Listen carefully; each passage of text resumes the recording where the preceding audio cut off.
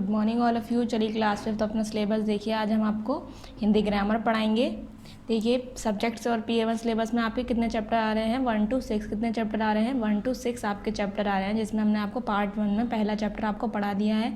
आज हम आपको सेकेंड चैप्टर पढ़ाएंगे, ठीक है। तो सबसे पहले अपनी बुक खोलिए हिंदी ग्रामर की।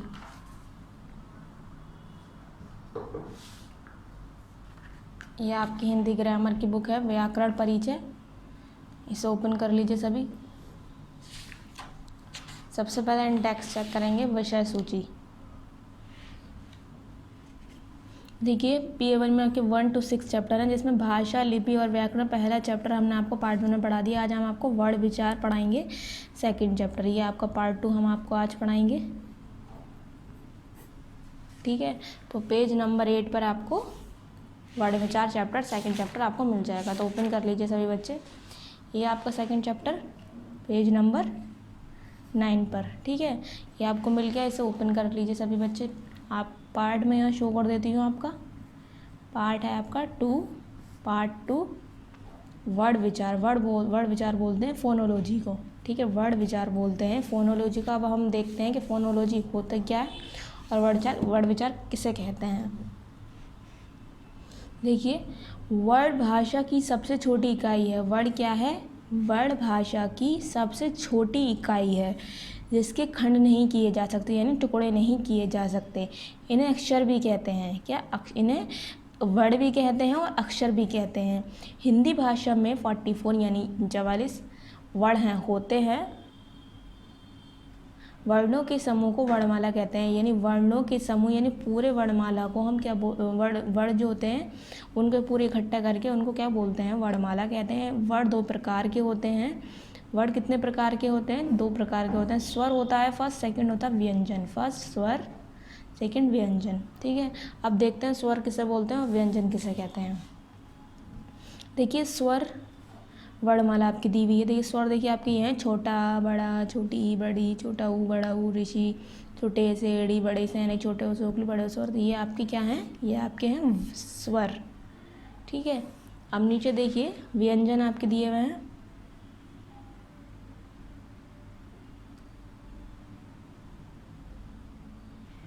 व्यंजन देखिए आपके का, खा, गा, घाड़ा, चा, चा, जा, झाड़ा, टा, ठा, डा, डा, अड़ा, ता, था, दा, धा, ना, पा, फा, बा, भा, मा। ये आपके क्या है? ये आपके हैं व्यंजन, ठीक है। ये आपके हैं व्यंजन, ये हैं आपके स्वर। अब नीचे देखते हैं संयुक्त व्यंजन कौन से हैं आपके।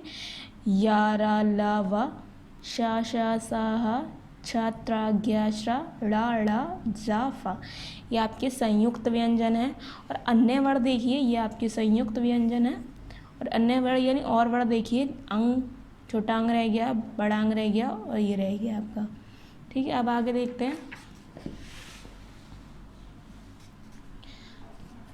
छोटा अंग और बड़ा अंग अयोगवा स्वर होते हैं। ये क्या कहलाते हैं? छोटा अंग और बड़ा अंग होते अयोगवा। छोटा अ, जा, फा आगत ध्वनि है। क्या है? इन्हें दूसरी भाषाओं से लिया गया है, इन्हें दूसरी लैंग्वेज से लिया गया है।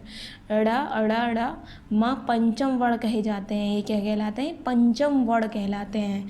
स्वर देखिए, जिन वर्णों का उच्चारण करते समय किसी अन्य वर्ण की सहायता नहीं ली जाती, जैसे जब उन वर्णों का उच्चारण जब शुरुआत करी जाती है तो क्या होता है? दूसरे वर्णों की हेल्प नहीं लेनी पड़ती है, वह स्वर कहलाते हैं। स्वर 2 प्रकार के होते हैं, हर्ष स्वर, दीर्घ स्वर। फर्स्ट है जिन स्वरों के उच्चारण में कम समय लगता है। जिन स्वरों के उच्चारण में कम समय लगता है उन्हें ह्रस्व स्वर कहते हैं। जैसे छोटा, छोटी, छोटा ऊ, ऋषि। छोटा, छोटी, छोटा ऊ, तो इसमें कम समय लगता है बोलते में, तो क्या है? ये ह्रस्व स्वर कहलाते हैं। ये आपके ह्रस्व स्वर हैं। जिन स्वरों के उच्चारण में ह्रस्व स्वर से दुगना समय लगता है, यानी इनके बोलने से ज़्यादा दुगना समय लगे इनसे, तो उन्हें दीर्घ स्वर कहते हैं। जैसे बड़ा आ, बड़ी ई, तो उसमें टाइम लग रहा है। छोटा, छोटी, इसमें कोई टाइम नहीं लग रहा है, फ़ौरन बोल दिए जाते हैं, तो ये आपके ह्रस्व स्वर हैं। और इसमें आपको ज़्यादा टाइम लग रहा है तो ये आपके दीर्घ स्वर हैं। बड़ा, बड़ी ई, बड़े ए, छोटे ए, बड़े ए, छोटा ओ और बड़ा ओ, ये आपके क्या है? दीर्घ स्वर में, ठीक है। अब देखिए यहाँ स्वरों को हम दो प्रकार से लिख सकते हैं। क्या है? स्वरों को हम दो तरीके से लिख सकते हैं। स्वर जब किसी शब्द के शुरू में, बीच में या अंतर में आए तो वह मूल रूप ही लिखा जाता है। जैसे अनार, आम, इमली, उल्लू, आओ, आइए आदि। स्वर व्यंजन वर्णों के साथ मात्रा रूप में लिखे जाते हैं, जैसे खाना, किताब, पुआल, कुआ आदि। जब ये अपने ही स्वर जब अपने ही शब्दों में जब लिखे जाएं, जब किसी शब्द के शुरू में, बीच में या अंत में आए तो वो पूरे तरीके से लिखे जाते हैं। जैसे स्टार्टिंग में आएंगे या फिर लास्ट में आएंगे तो ये क्या है, ये पूरे लिखे जाएंगे। अगर वो वर्णों व्यंजन के साथ मिलकर आएंगे तो क्या होगा, बीच में अगर आए व्यंजन के साथ तो इनका थोड़ा सा यानी आ का डंडा आ गया, छोटी ई की मात्रा आ गई, छोटा ऊ। अगर ये स्टार्टिंग में आते हैं तो फुल आते हैं और लास्ट में आते हैं तो फुल आते हैं, वरना इनकी मात्रा ही का इस्तेमाल होता है। अब स्वर और उनकी मात्राएं देखिए। स्वर ये होते हैं आपके, मैंने आपको बताया, छोटा, बड़ा, छोटी, बड़ी, ये आपके स्वर होते हैं बड़ों तक। और मात्राएं इनकी यही होती हैं। छोटे आ की कोई मात्रा नहीं होती है, बड़े आ का डंडा होता है, छोटी ई की मात्रा होती है, बड़ी ई की भी मात्रा होती है, छोटे ऊ की ये वाली होती है, बड़े ऊ की ये होती है, ऋषि की ये, छोटे ई की ये, बड़े ई की ये, छोटे ऊ की ये होती है, बड़े ऊ की ये होती है। और देखिए जैसे माँ के आगे डंडा लगा दिए, माँ हो गया, मी, मू, मू, मैं, मो, ये आपकी मात्रा लगकर हो गए। अब आपको व्यंजन बताते हैं। व्यंजन किसे कहते हैं? जिन वर्णों के उच्चारण में स्वरों की सहायता ली जाती है। जिन वर्णों के उच्चारण में या लिखने में तो स्वरों की हेल्प लेनी पड़ती है। उस स्वर में तो हेल्प नहीं लेनी पड़ती है, इसमें स्वर, यही अंतर है दोनों में कि इसमें स्वर में हेल्प नहीं लेनी पड़ती है किसी अन्य वर्णों की, और इसमें क्या होता है व्यंजन में, इसमें स्वरों की हेल्प लेनी पड़ती है। इन्हें व्यंजन कहते हैं। प्रत्येक व्यंजन के साथ छोटा आ का ध्वनि निकलती है। ज़्यादातर सभी व्यंजन के साथ छोटे आ का इस्तेमाल होता है। जैसे का तो आ मिला हुआ है इसमें, या ये भी, इसमें भी आ मिला हुआ है। देखिए व्यंजन वर्ण को हम 3 वर्णों में बांट सकते हैं। व्यंजन वर्णों को हमने कितने प्रकार में बांटा है? वर्णों में 3 प्रवर्णों में बांटा है। जैसे स्पर्श, अंतस्थ, ऊष्म व्यंजन। स्पर्श व्यंजन देखते हैं पहले। का से लेकर मा तक के सभी वर्ण स्पर्श व्यंजन हैं। का से लेकर मा तक सभी वर्ण जो भी हैं आपके वो स्पर्श व्यंजन कहलाते हैं। इनके स्पष्ट उच्चारण के लिए स्वर का होना अनिवार्य है। इनके बोलने की कंठ, तालु, दंत तथा ओष्ठ का स्पर्श होता है। अंतस्थ व्यंजन देखिए, या, रा, ला और वा को अंतस्थ व्यंजन कहते हैं। का से लेकर मा तक तो आपके स्पर्श व्यंजन होते हैं, और या, रा, ला, वा ये आपके अंतस्थ व्यंजन होते हैं। स्वर के साथ उच्चारण करने पर ये स्पष्ट होते हैं। जब ये स्वर के साथ आप इस्तेमाल करेंगे तो इनका स्पष्ट होता है। इनका उच्चारण स्वर व व्यंजनों के बीच बिना जीभ, तालु, दांत, ओष्ठ के पुज स्पर्श होता है। ऊष्म व्यंजन देखिए। ऊष्म व्यंजन ये होते हैं आपके शा, शा, सा और हा ऊष्म व्यंजन कहलाते हैं। इनके उच्चारण में मुंह से गर्म ऊष्मा निकलती है। अब आगे देखते हैं अनुनासिक। इसका उच्चारण नाक और गले दोनों से होता है। अनुनासिक का किसका होता है? नाक से और गले से। जैसे आँख नाक से भी हो रहा है। आँख को आप बोलेंगे, आप बोल कर देखिए, अगर आप बोलेंगे तो ये नाक से और मुंह से दोनों से ही शब्द निकलता है। आँख, हंसना, हंसी आदि। इनमें क्या होता है? चंद्र बिंदी चिन्ह का प्रयोग होता है। अनुस्वार, इनका उच्चारण नाक से होता है। अनुस्वार में इनका उच्चारण सिर्फ नाक से होता है, और अनुनासिक में नाक और गले से दोनों से होता है। जैसे गंगा, गदंगा, रंज आदि। इनमें चंद्रबिंदी चिन्ह का प्रयोग होता है। विसर्ग देखिए, इसका उच्चारण हा की तरह होता है। जैसे प्रातः, हा का इस्तेमाल हुआ, प्राय, अतः आदि। अब देखिए रा आपके किस किस प्रकार से इस्तेमाल होता है। रा के रूप, रा देखिए छोटे आ के साथ ऐसे इस तरीके से इस्तेमाल होता है। रा ही बनता है। जब रा को हम मिलाएंगे छोटे आ से तो ये बनेगा रमा, कारक, लोहार। रा पूरी तरीके से लिखा हुआ है देखिए। अब देखिए रा को इस तरीके से भी करते हैं। ये आपके ये दिख रहा है, ये राष्ट्र, ट्रक, ड्रामा। रा का आगे संग इस्तेमाल करा है देखिए। ये आपके रा है।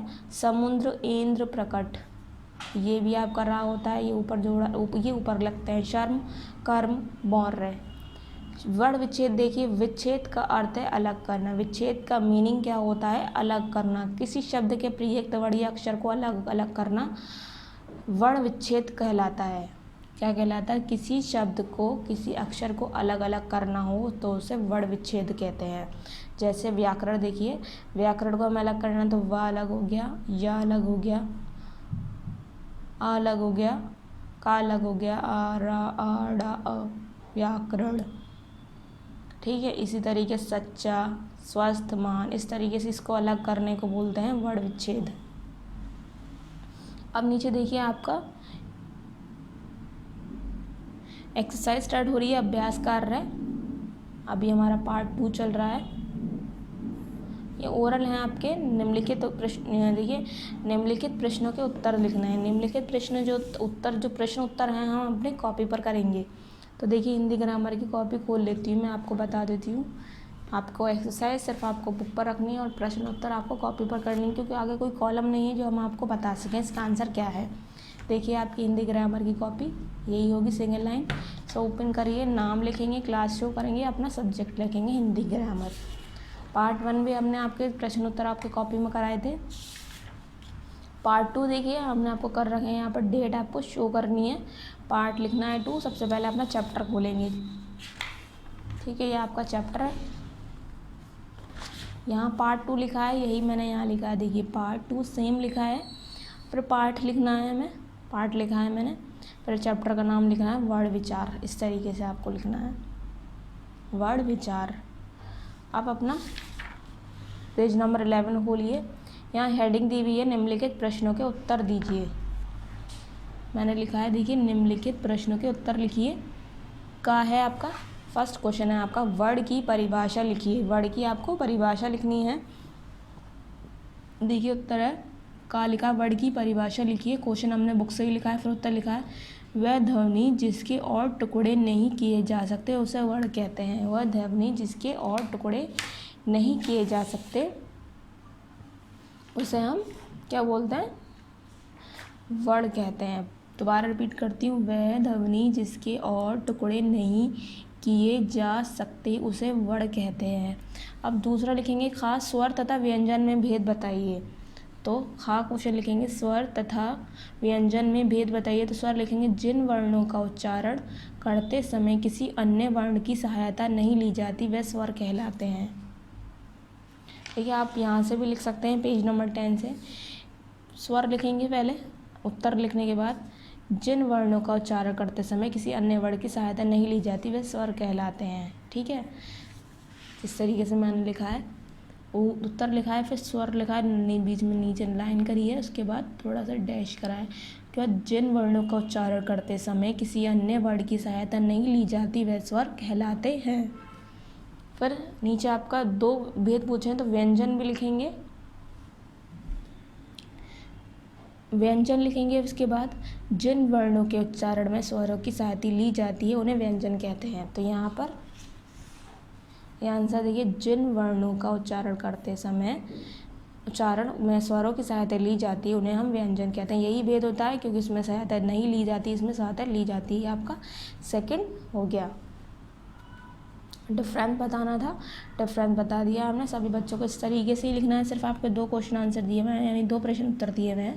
इस तरीके से आपको करना है। वर्ण की परिभाषा या आंसर लिखना है, फिर उसको आपको उत्तर लिखकर कंप्लीट करना है। फिर दूसरा क्वेश्चन लिखना है, स्वर तथा व्यंजन में भेद बताने। तो स्वर जिन वर्णों का उच्चारण करते समय किसी अन्य वर्ण की सहायता नहीं ली जाती उसे हम स्वर कहते हैं। व्यंजन जिन वर्णों के उच्चारण में स्वरों की सहायता ली जाती है उन्हें हम व्यंजन कहते हैं। यह आपके क्या हो गए, प्रश्न उत्तर कंप्लीट हो गए।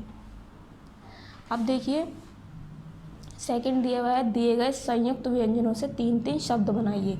अब ये संयुक्त व्यंजन दिए हुए हैं, आपको बताए थे, क्षत्रिय, त्रिशूल, ज्ञानी, श्रमिक, ये आपके होते हैं संयुक्त व्यंजन। तो हमें क्या करना है, इसके 3-3 शब्द बनाने हैं। देखिए, लिखते हैं, पहले क्षत्रिय के लिखते हैं क्षमा, इनको इस्तेमाल करना है, क्षमा लिखेंगे। ठीक है, जिसमें ये क्षत्रिय इस्तेमाल किया जाए उसको हमें 3-3 शब्द बनाना है। क्षमा, क्षत्रिय, लिखें सभी बच्चे मेरे साथ में, क्षत्रिय और क्षत्राणी। इस तरीके से, ठीक है। अब त्रिशूल देखिए नीचे दिया हुआ है। अब इसके शब्द लिखेंगे। त्रिशूल इस तरीके से लिखेंगे, त्रिशूल। त्रिनेत्र,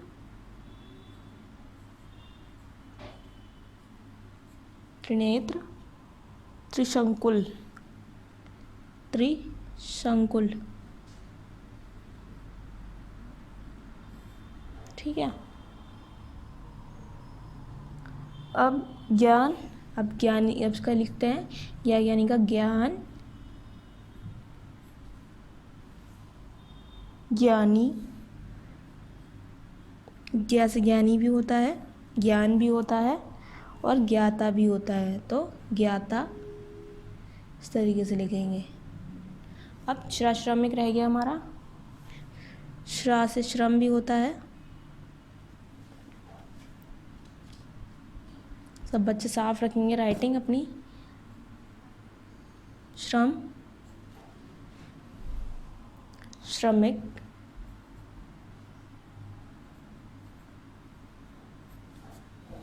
और श्रद्धा।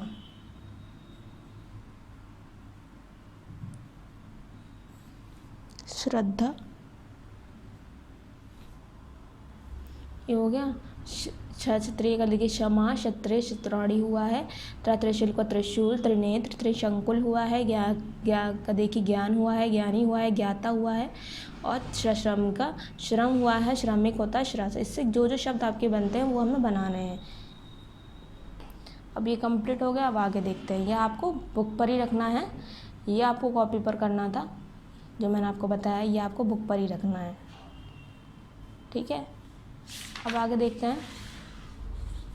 दिए गए शब्दों में उच्चारण के अनुसार अनुस्वार और अनुनासिक चिन्ह लगाकर शब्द दोबारा लिखिए। अब हमें क्या करना है, अनुस्वार लिखकर और अनुनासिक चिन्ह लगाने हैं और इन्हें कंप्लीट करना है। आँख देखिए गलत लिखा हुआ है तो उसे कंप्लीट करते हैं। आँख में आती है चंद्रबिंदी, इस तरीके से ये बनता है आँख। कगन हो गया है तो कगन नहीं होता, कंगन होता है। तो इसमें हमें क्या आएगा, ना की बिंदी आएगी। आंधी, आंधी में भी चंद्रबिंदी आती है इस तरीके से। ऊंट, रंग, हमें इस पर अपने अनुसार अनुस्वार और अनुनासिक चिन्ह लगाने हैं। दांत इस तरीके से करना है। अब 5 संदूक, किस में बिंदी लगेगी, किस में चंद्र बिंदी लगेगी। शंख, चांद, लंगूर, अंदर। ठीक है, इस तरीके से आपको कंप्लीट करना है इसे।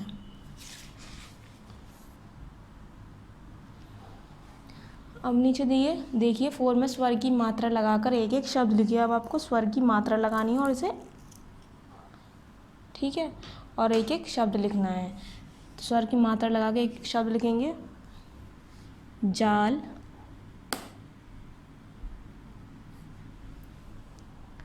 टीन, छोटी की मात्रा लगानी है, यहाँ से लगती है पीछे से। पीली, बड़ी की मात्रा हमें पीछे से आगे से लगानी होती है। देखिए यहाँ से यूँ करके इस तरीके से। छोटे ऊ की लगानी है हमें। पुल, बड़े ऊ की लगानी इस तरीके से लगेगी। पूजा,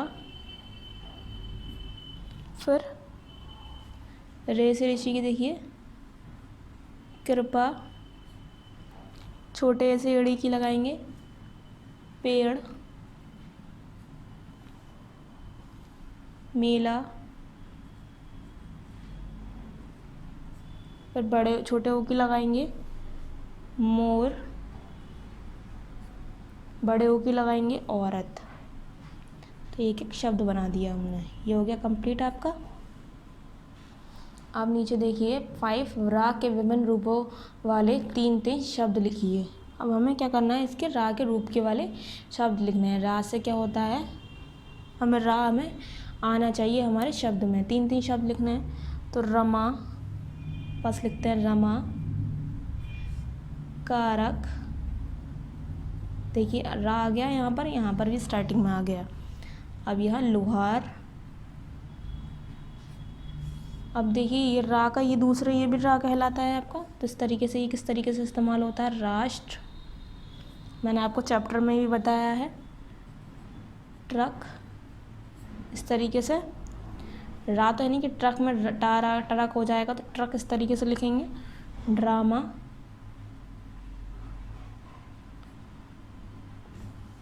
अब नीचे रे लिखा है, किस तरीके से लिखेंगे। ये समुद्र में आपका जो बनता है ये वाला रे बनता है, ठीक है, ये वाला ये, ठीक है, ये वाला हमने लगा दिया यहाँ पर। इंद्र,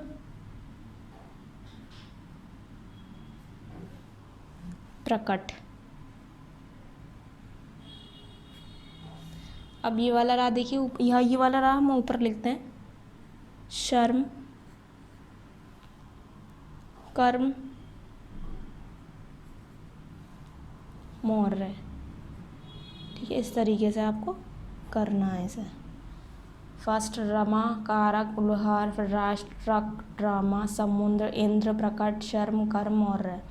निम्नलिखित शब्दों के वर्ण विच्छेद लिखने, ये आपके होमवर्क हैं। सब बच्चे अलग अलग करके लिखेंगे इसे, ठीक है, सभी बच्चे इसे अलग अलग करके लिखेंगे। मैंने ये कंप्लीट करा दिया है आपका।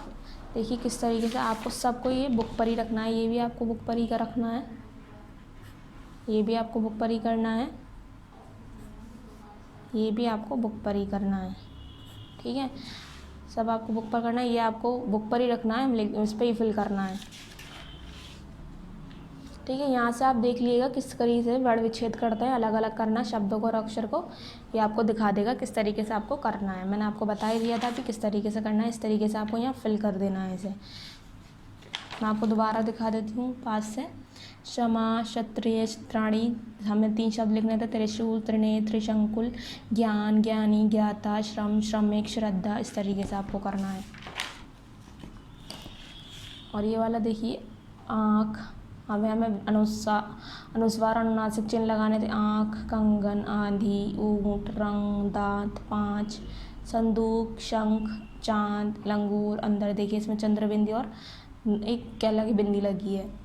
अब देखिए यहाँ पर स्वर की मात्रा को लगाकर एक एक शब्द लिखना था। जाल, टीन, पीली, पुल, पूजा, कृपा, पेड़, मेला, मोर, औरत। अब नीचे देखिए रा को इस्तेमाल करके विभिन्न रूपों से हमने शब्द बनाए हैं। रमा, कारक, लुहार, राष्ट्र, ट्रक, ड्रामा, समुद्र, इंद्र, प्रकट, शर्म, कर्म, मौर्य। और नीचे आपको वर्ण विच्छेद होमवर्क में दिए हैं मैंने, ठीक है। सभी बच्चों को एक्सरसाइज अपनी बुक पर रखनी है और प्रश्न उत्तर आपके जो 2 थे मैंने आपको कॉपी पर करा दिए। सभी बच्चों को कॉपी पर क्वेश्चन आंसर करने हैं और बुक पर एक्सरसाइज रखनी है। नेक्स्ट चैप्टर आपका 3 है, हम आपको नेक्स्ट वीडियो में कराएंगे। जब तक आप अपना पार्ट 1 और 2 वीडियो देखकर अपना वर्क कंप्लीट करें। Thank you.